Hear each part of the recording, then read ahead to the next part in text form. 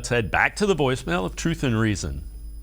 Hello. I was wondering about the acumen of Stefanski and what he does as far as a head coach goes. I think that, he won Coach of the Year 2 years ago during COVID. And now that everything is back to normal and people are doing things the more traditional route, that maybe he's overmatched. I think at that particular time, back in those days, he took advantage of the fact that there was, Zoom meetings and this and that, and he was able to use technology and this and that to get the players to do the right things, and maybe he's more advanced in those areas than other coaches were. But now that everything is back to normal again, it seems as if the league is caught up to him, and I don't know. I just feel like we're not progressing, but we're regressing, and want your thoughts on that particular subject. Thank you very much. Bye-bye. As always, appreciate all the voicemails. It's a valid question, but when I think about Kevin Stefanski, the year he was Coach of the Year, Baker Mayfield was healthy, so his quarterback was healthy. Mayfield was hurt in year 2. They decided they wanted to move off Mayfield. Now he's playing with Jacoby Brissett.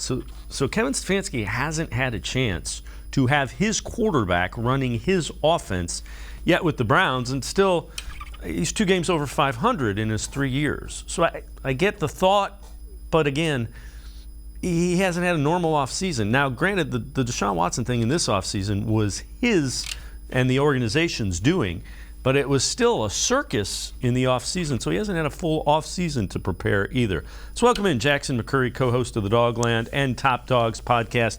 Jackson, just your thoughts. When you look at Kevin Stefanski, I don't think he's overmatched. I think he's a pretty good coach. Just your thoughts. Yeah, I don't disagree. I think he is a really good head coach. I don't think winning Coach of the Year is a fluke by any imagination, but I agree with you. Like 2020, he had to deal with COVID and adjusting to that, just like we all had to adjust in our professional jobs. 2021 last year, starting to get back to normalcy, had to deal with the OBJ saga. Then, Baker gets hurt. Like, that was an up and down year all last year. And then, like you mentioned, the Deshaun Watson stuff, I think, took a toll on him probably behind the scenes, and having to adjust to that. They mentioned week 1. They had one offense for Deshaun Watson, one offense for Jacoby Brissett. So you're having to shuffle those back and forth, trying to acclimate both quarterbacks, and then midway through preseason have to adjust to going strictly with Jacoby Brissett. So obviously things haven't been easy for Kevin Stefanski. He's made the most of it. He's still above 500 as a coach. I looked today, he's 2 wins away from tying Romeo Crennel and Butch Davis for the most wins since 99. I mean, he's had to deal with a lot, and, should he get another season after this year? Absolutely. I don't know if they're even thinking about changing, but, with Jimmy Haslam, it's always the mystery unknown if he's going to pull the plug on stuff. But I thought Stefanski's done a nice job. There's things he could adjust, obviously, and things he probably wishes he could take back. But, the results are what they are. Yeah, and again, I think if this, tell me if you agree with this. If Deshaun Watson is the quarterback, they probably win all but the Patriots game. The Patriots game, because you had the ball in Jacoby Brissett's hands late in each of those other games. And if you give that to Deshaun Watson, that's the guy that, they think he's a guy you can give the ball to late in the game. He's going to go win it. That's why you give up 3 first-round picks and give the guy $230 million. Yeah, without question. He wins the Jets game. He wins the Falcons game.